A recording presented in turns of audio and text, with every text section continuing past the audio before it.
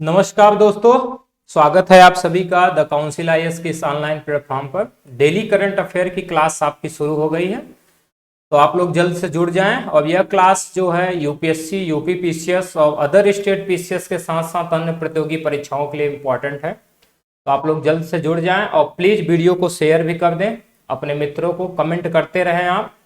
और ये क्लासें बहुत ही इंपॉर्टेंट है, तो आप लोग लगातार बने रहिए। और इसमें उन्हीं क्वेश्चन को हम लेकर के आ रहे हैं जो मोस्ट इंपॉर्टेंट क्वेश्चन है।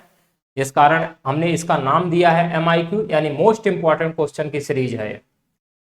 क्योंकि करंट अफेयर में आप देखेंगे विश्व में और राष्ट्रीय स्तर पर बहुत सारी घटनाएं घटती रहती हैं, जिन चीजों पर नजर रखना मुश्किल हो जाता है। लेकिन ध्यान देने की जरूरत उन घटनाओं पर है जो ज्यादा इंपॉर्टेंट है, जहां से क्वेश्चन ज्यादा पूछे जाते हैं। तो उन्हीं चीजों को ध्यान में रखना है, और वो चीजें हम आप सबके लिए लेकर के उपस्थित हुए हैं। आपको मेहनत की ज्यादा जरूरत नहीं होगी, सारी चीजें आपको परोस दी जा रही है, बस आप उसको लगातार देखते रहिए और अच्छे ढंग से उसको करते रहिए आप क्लास को। तो आज की क्लास को हम लोग शुरू करते हैं। उससे पहले आपको एक सूचना दे दे, हमारे यहाँ ऑफलाइन बैच स्टार्ट हो गया। पॉलिटी से क्लासेस चल रही हैं इस समय, पॉलिटी सब्जेक्ट से। अब आप लोग आ करके हमारे यहाँ एडमिशन ले सकते हैं नए बैच में। नई पर चर्चा के साथ ये सब बैचेज चलते हैं, जिसमें आपको किसी प्रकार की दिक्कत नहीं होगी, आपको सारी चीजें समझ में आएंगी। जैसा कि काउंसिल आईएएस का इतिहास रहा है, सैकड़ों आईएएस पीसीएस इन्होंने दिया है।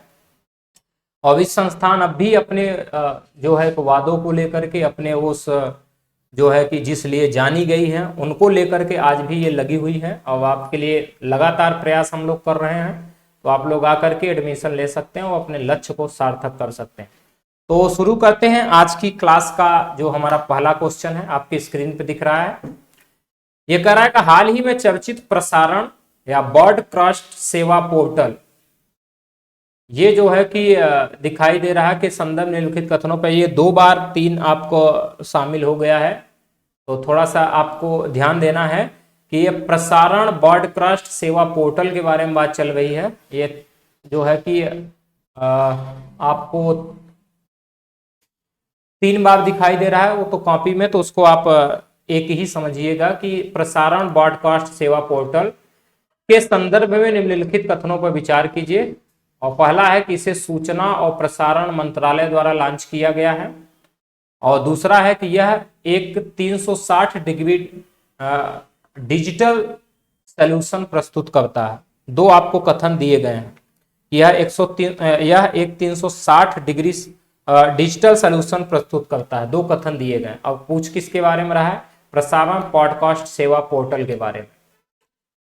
तो ये जो है सेवा पोर्टल, इसके बारे में बात करें तो ये पूछ रहा है कौन सा कथन सत्य है, केवल एक, केवल 2, एक और दो दोनों, न तो एक और न ही 2। तो हाल ही में सूचना और प्रसारण मंत्रालय द्वारा जो है प्रसारण ब्रॉडकास्ट सेवा पोर्टल लॉन्च किया गया। अब इस पोर्टल के माध्यम से आप देखेंगे 900 सैटेलाइट टीवी चैनल और 70 टेलीपोर्ट ऑपरेटर्स और 1700 एमएसओ, 350 सामुदायिक रेडियो स्टेशन और 380 आप देखेंगे निजी एफएम चैनलों के लाभान्वित होने की संभावना है। अब यह एक 360 डिग्री डिजिटल सॉल्यूशन प्रस्तुत करता है। तो ये दोनों हमारे कथन सत्य हैं। तो इसका सही उत्तर हो जाएगा सी, यानी 1 और 2 दोनों हमारे कथन सत्य हैं। आप इसको देखिए, सूचना और प्रसारण मंत्रालय द्वारा प्रसारण पॉडकास्ट सेवा पोर्टल लॉन्च हुआ है। और पोर्टल के माध्यम से 900 satellite TV channel, 70 teleport operator, 1700 MSO, 350 सामुदायिक रेडियो स्टेशन और 380 निजी एफएम चैनलों के लाभान्वित होने की संभावना इससे बताई जा रही है। अब यह 360 डिग्री डिजिटल सॉल्यूशन जो है प्रस्तुत करेगा, जो हितधारकों को अनुमति लेने, पंजीकरण हेतु आवेदन करने, आवेदनों पर नजर रखने और शुल्क की गणना करने तथा भुगतान करने की सुविधा इसमें आपको दिखाई देगी, ये प्रदान करेगा। और पोर्टल सभी हितधारकों को निजी उपग्रह TV channels, teleport operator, multi services operator, सामुदायिक और निजी रेडियो चैनल्स आदि के लिए डिजिटल इंडिया के व्यापक प्रयासों के तहत अपनी सेवाएं प्रदान करेगा। ये आपका अन्य तथ्यों में ध्यान रखना है। बढ़ते हैं नेक्स्ट क्वेश्चन की तरफ, जो हमारा सेकंड नंबर क्वेश्चन है। जो सेकंड नंबर क्वेश्चन कह रहा है कि चौथे भारत अमेरिका 2+2 मंत्री स्तरीय संवाद का मेजबान शहर कौन सा है।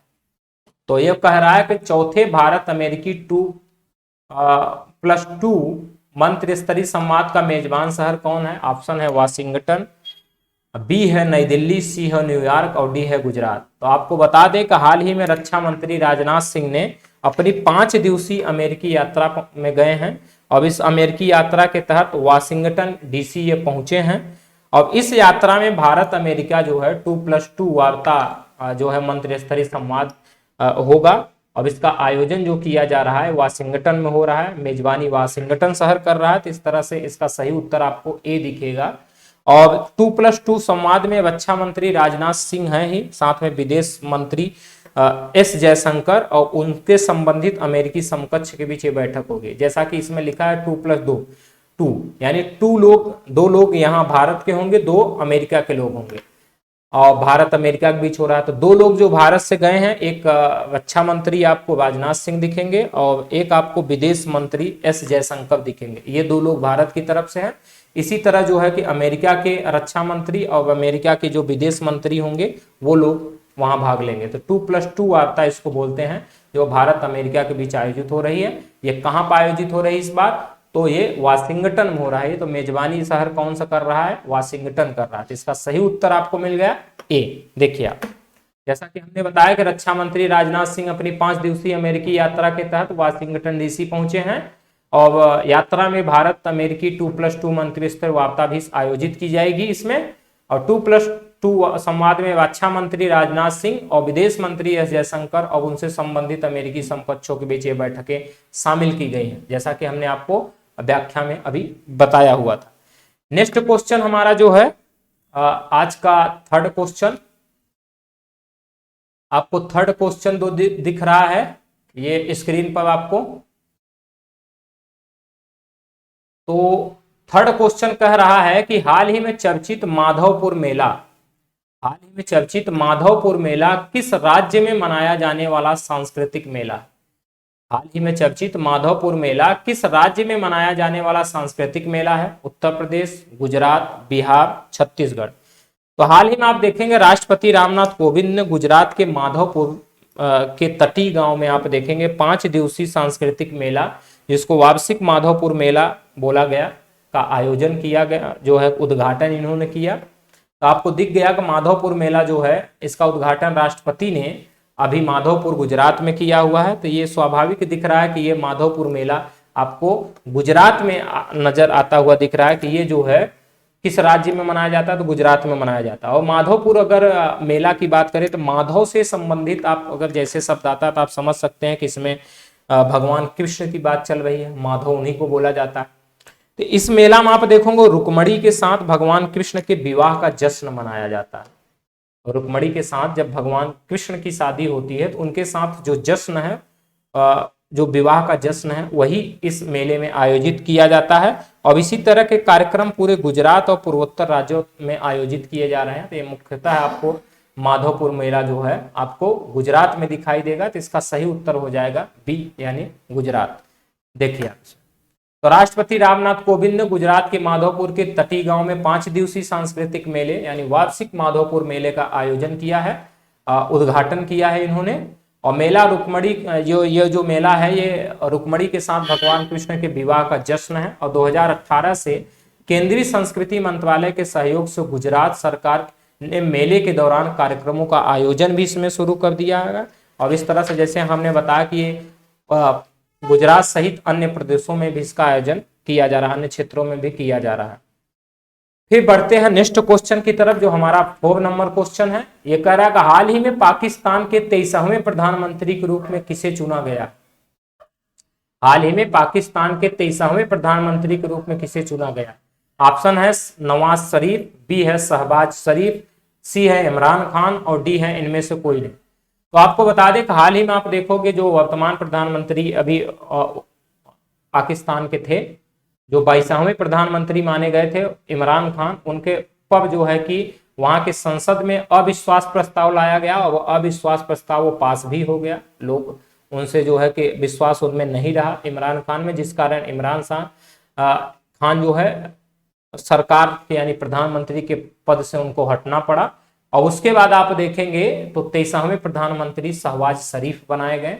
तो शहबाज शरीफ पाकिस्तान के जो है 23वें प्रधानमंत्री इनको चुना गया है, जो नवाज शरीफ के भाई हैं, आपको दिखेंगे छोटे भाई हैं नवाज शरीफ के। इसका जो सही उत्तर आपको दिख रहा है बी दिख रहा है, यानी शहबाज शरीफ हाल ही में पाकिस्तान के 23वें प्रधानमंत्री के रूप में चुने गए। इनमें देखिएगा आप, ये आपको शहबाज शरीफ की फोटो दिखाई देगी। पाकिस्तानी जो पाकिस्तान मुस्लिम लीग है जिसको एन बोला जाता है के नेता हैं शहबाज शरीफ ने अपने पूर्ववर्ती इमरान खान के खिलाफ अविश्वास प्रस्ताव पेश किए जाने के बाद पाकिस्तान के नए प्रधानमंत्री के रूप में शपथ ली। अब ये जो प्रधानमंत्री हो रहे हैं 23वां, जैसा कि हमने आपको कहा प्रधानमंत्री। अब आप देखेंगे कि पाकिस्तान में यह पहली बार है जब किसी देश के किसी प्रधानमंत्री के खिलाफ अविश्वास प्रस्ताव सफल हुआ है। ये पाकिस्तान में पहली बार है कि किसी प्रधानमंत्री के खिलाफ ये जो अविश्वास प्रस्ताव लाया गया था ये सफल हुआ है। ये इमरान खान की बहुत बड़ी हार बताई जा रही है। 3 बार के पूर्व प्रधानमंत्री नवाज शरीफ के छोटे भाई हैं शहबाज, जो देश के 23वें प्रधानमंत्री हाल ही में बने हुए। बढ़ते हैं नेक्स्ट क्वेश्चन की तरफ, जो हमारा नेक्स्ट क्वेश्चन है। और नेक्स्ट क्वेश्चन आपकी स्क्रीन पर 5 नंबर क्वेश्चन होगा। तो 5 नंबर क्वेश्चन कह रहा है कि विश्व में सोने का सबसे बड़ा उपभोक्ता देश कौन सा है? विश्व में सोने का सबसे बड़ा उपभोक्ता देश कौन सा है? भारत, मैक्सिको, नेपाल या चीन। 4 ऑप्शन दिए हुए हैं। तो आप देखेंगे कि चीन जो है विश्व में सोने का सबसे बड़ा उपभोक्ता देश रहा है, और चीन के बाद जो नंबर आता है वो भारत का आता है कि भारत दूसरा, आपको दुनिया का दूसरा सबसे बड़ा सोने का उपभोक्ता दिखेगा भारत। और पहले पे आपको कौन दिखाई देगा? पहले पे आपको चीन दिखाई देगा।